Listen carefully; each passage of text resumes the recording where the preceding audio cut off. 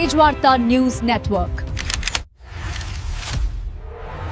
हमेशा सच के साथ।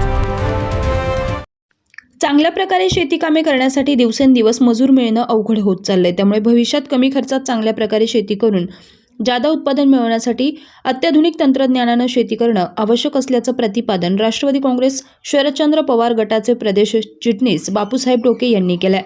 याबाबत अधिक माहिती अशी की महेश दिगंबर बोडखे यांच्या कडा येथील क्रांतिसूर्य ॲग्रो मशिनरी या दुकानाला बापूसाहेब डोके यांनी सदिच्छा भेट दिली आणि या प्रसंगी आपलं मत त्यांनी व्यक्त केलंय।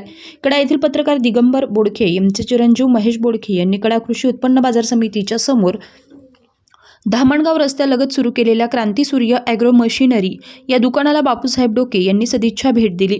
यावेळी त्यांच्यासोबत जिल्हा परिषद माजी सदस्य रवी पाटील उपस्थित होते। यावेळी रवी पाटील, महेश बोडखे, पत्रकार दिगंबर बोडखे यांनी बापूसाहेब डोके यांचं स्वागत केलं।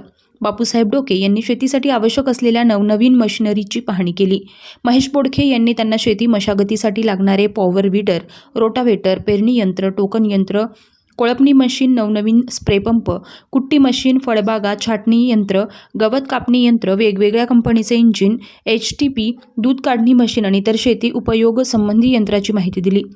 सध्याच्या परिस्थितीत शेती करण्यासाठी मजूर मिळत नाहीत, मिळाले तर जास्त प्रमाणात रोजंदारी द्यावी लागते, त्यामुळे शेतीचा खर्च वाढतो। कमी खर्चात आणि वेळेवर शेती कामे करण्यासाठी अत्याधुनिक यंत्राद्वारे शेती करणं गरजेचं असल्याचं बापूसाहेब डोके यांनी सांगितलंय। तसेच महेश बोडखे यांनी काळानुसार बदलत्या परिस्थितीत शेती करण्यासाठी आवश्यक असलेल्या यंत्राची सुविधा शेतकऱ्यांना उपलब्ध करून दिली, त्याबद्दल त्यांचं कौतुक केलंय।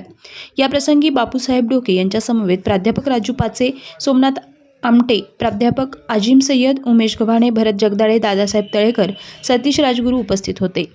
प्रतिनिधी अनिस मोमीन, तेजवार्ता न्यूज नेटवर्क, कडा आष्टी।